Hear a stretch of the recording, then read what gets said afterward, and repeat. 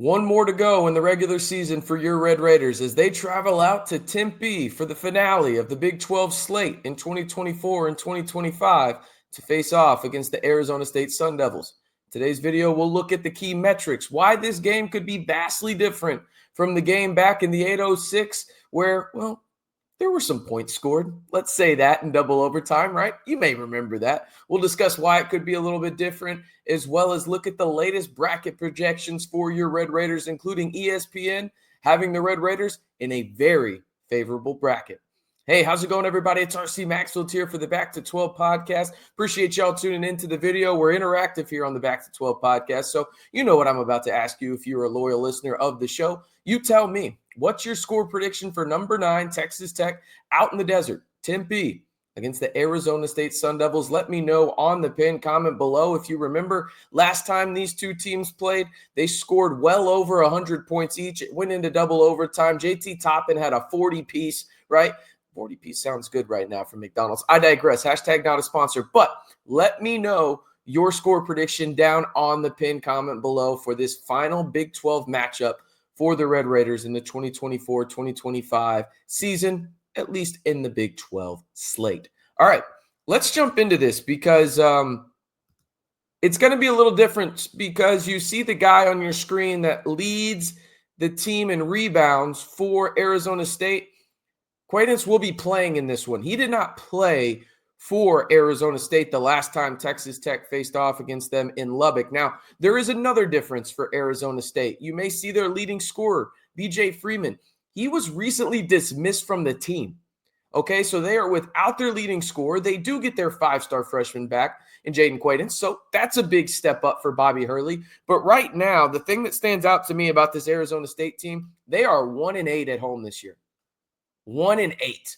They are looking to get a victory. There's some motivation here for the Sun Devils in terms of they're locked into the second to last seed, I should say, in the Big 12 tournament, which is set to start on Tuesday for them. They're locked into that, but they have some motivation to where it's like, hey, we've only won one home game in Big 12 play. Like, we need to win another one. And Texas Tech, well, they stand in their way and would be a nice little way to go into the offseason potentially for Arizona State to win this game. Now, I don't think that's going to happen. We'll get to that here in a second. As you can see, ESPN's matchup predictor gives Texas Tech over a 3/4 chance to win this game, 76.6% to be exact. JT Toppin leads the way for the Red Raiders in scoring, rebounding, and blocks in this one. Elijah Hawkins is one of the best point guards in the nation and leads the Big 12 Conference with 6.4 assists per game. The Red Raiders, in their past 5 games, they have won 3, lost 2. They have won their last 2 when they have been healthy, most notably in Lawrence against the Kansas Jayhawks at Allen Fieldhouse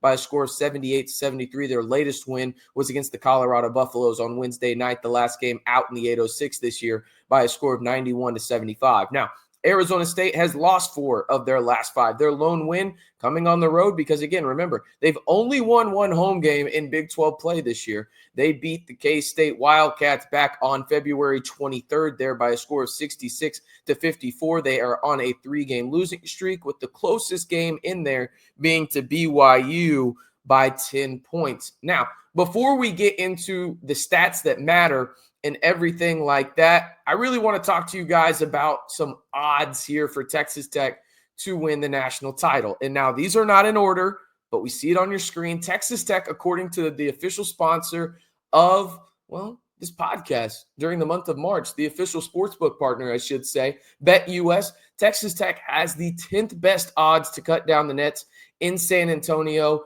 this season. And if you want to get on the action, this is the best time to do it. Again, I wouldn't be promoting a sports book if they didn't think to bet responsibly, just like I do. If you can bet $10, bet $10. If you can bet more, do what you want, right?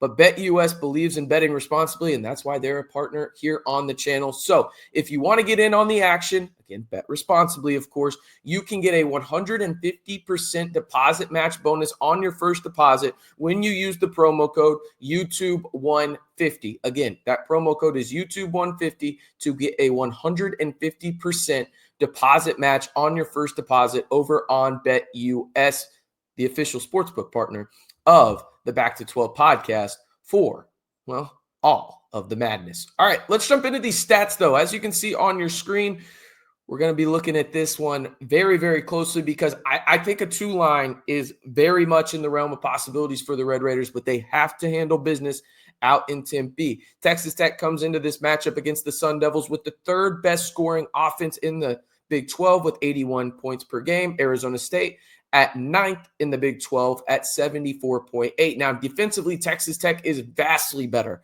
and I mean vastly better than Arizona State in this one. The Red Raiders, on average, give up about 67.1 points per game.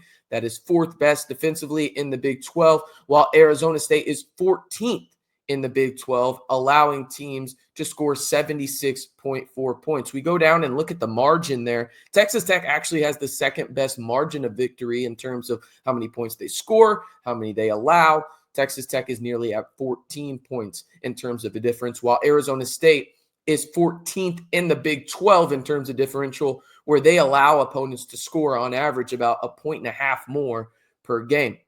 We scroll back up and we look at the field goal aspect of this. Texas Tech, they have the 3rd best team field goal percentage in the Big 12 at 47.5, while Arizona State is at 44.2. We look at the opponent field goal percentage here, and it's a little closer than the other ones, okay? This is a little closer. Texas Tech now allows teams to shoot 42.4% from the field, while Arizona State, 43.7. That's not too far. Now, this is where things it gets a little different in terms of where we're looking at from just the made perspective here. How many made threes Texas Tech has on the year? But we look at it from a team field goal percentage in terms of from distance. Texas Tech and Arizona State are pretty close. Okay, Texas Tech as a team is shooting basically 38% from 3, 37.9 to be exact. Arizona State is 4th. They're 36.5% from 3 this year. Now, both teams very similar in terms of what they allow teams to shoot from deep. Texas Tech 7th in the Big 12 at 31.9, while Arizona State right behind them at 32.4. The difference is the made threes this year in terms of just Texas Tech has on average made 1 more 3 per game. And I know that that doesn't sound drastic, but you think about it, that's 30 more threes made this year, okay? So you think about that, they have a higher percentage and they've made more of them, okay? There's something to that. But now we go look at the rebounding side of things. And this is also a discrepancy that kind of stands out to me from the perspective of what Texas Tech allows on the glass compared to Arizona State. We'll get to that in a second, but the combined team rebounds per game in terms of offensive and defensive rebounds per game total, Texas Tech averages about 36.6 rebounds per game, while Arizona State averages 34.2. Now, how many rebounds does Texas Tech and Arizona State allow per game? Texas Tech allows basically 32. Okay, it's 31.9. While Arizona State allows 37.2.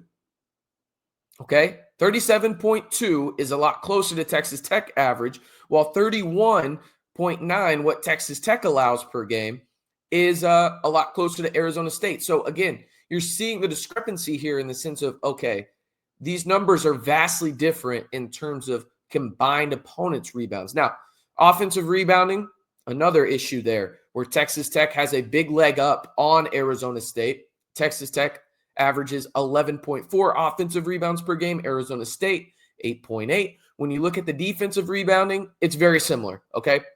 That's the big discrepancy is the offensive rebounding in this matchup. Arizona State averages 25.4 defensive rebounds per game. Texas Tech averages 25.1. Really not that big of a difference there. The difference overall, though, is the margin.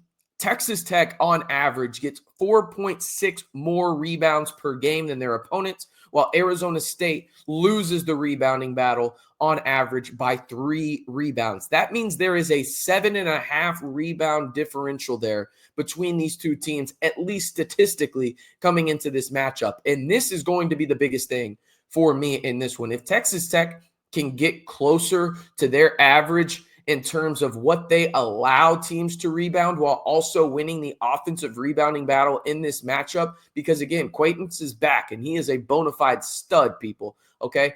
You look at this, Texas Tech, if they win the rebounding battle, I think they win the game. I'm not worried about Texas Tech shooting at all in this one, but we also need to go look at the turnover side of things here. Texas Tech, pretty good when it comes to turnovers, okay? They average in terms of the margin 1.83. So they don't turn the ball over much. They also don't really allow teams to turn it over much, 12.3 per game. But Arizona State, on the other hand, they turn the ball over quite a bit, and they have a margin of minus 1.03. So you look at that, it's a pretty wide discrepancy there. That's almost 3 more turnovers in there. But Texas Tech also moves the ball really well. They have the highest assist to turnover ratio in the Big 12, pretty noticeably too, at 1.61. Helps when you have the best passing point guard, arguably in college basketball, and Elijah Hawkins. And then Arizona State is down at 14th when it comes to everything in terms of assist to turnover ratio. As I get back on the screen here real quick before we look at KenPom, again, I think this comes down to the rebounding aspects of things for Texas Tech, because to me, we know they're going to shoot the ball well. Will it be 48% like they did at home against Colorado State from deep? No, I don't think so. But I also don't think it'll be close to what they shot against Houston at home either, where it was 20%. I think they'll shoot close to their season average, which will be in that 35 to 38% range from deep. You have multiple guys that can beat you. JT Toppin is on a mission to win Big 12 Player of the Year, which I think he is in prime position to do. And this matters to Texas Tech from a seeding standpoint, not only in the NCAA tournament, but also in the Big 12 tournament, where you want to be the 2 seed if you possibly can. That way you avoid Houston until the championship game, if possible. Now, let's go look at, KenPom. You see Texas Tech, number 7 in the country, according to KenPom. We have to scroll down a little bit here, and we will find Arizona State is 67th. That means the Red Raiders will have a chance at a quad 1 victory in this matchup. Now, you go over to the net rating. Texas Tech, still 7th in the country. We have to scroll down a little bit, and we will find Arizona State right about now, 64th. So again, another quad 1 win opportunity for Texas Tech. Looking at the Big 12 standings before we head into the bracketology and finish this video up, Texas Tech, again, they have the leg up on Arizona. They are the 2 seed as it currently stands right now in the Big 12 tournament. If they handle business against Arizona State, that will not change. Texas Tech will be the 2 seed. They've already secured the double bye. They will not play until Thursday out in Kansas City, where they will play the more than likely, with the schedule and how it goes, Baylor, because I don't think Baylor's going to beat Houston, but we shall see. They would play the winner of the 7-10 matchup, I believe, is what it would be for Texas Tech. Before we head out of here, though, I did want to look at this bracketology update from ESPN, and this is maybe my favorite projection so far in terms of just, I think this would be really good for the Red Raiders. You'd be the 2 seed in the West region, down in Wichita. I say down like it's south. It's actually up. In Wichita, Kansas, you would have Ole Miss as the 7th seed, a familiar foe, and Coach Beard there. They would face off against the Utah State Aggies, while Texas Tech would get Bryant, according to this bracketology projection, in the first round. The number 1 overall seed in the region would be Florida. Texas Tech would be the 2, Wisconsin the 3, Kentucky the 4, Michigan the 5, while Creighton would be the 8, West Virginia would be the 9. I've already mentioned Ole Miss is the 7, St. Mary's would be the 6. Though this is a winnable region for Texas Tech. Again, long way to go. You have to handle business out in Arizona, Tempe to be specific, where Texas Tech will end the regular season hopefully going 15-5 in the Big 12 conference and securing the number 2 overall seed in the Big 12 tournament, while also increasing the likelihood that they land a number 2 seed in the NCAA tournament. I am RC Maxfield, reminding you, if you haven't already, be sure to like the video, hit that subscribe button, and turn on that notification bell for the latest breaking news and rumors and projections and everything else you need to know about your Red Raiders all year long, whether it's on the hardwood, in the portal, or anything in between. We've got you covered right here on the largest group of Texas Tech fans on YouTube in the Back to 12 podcast channel. And as always, stay safe and Rec 'em Tech.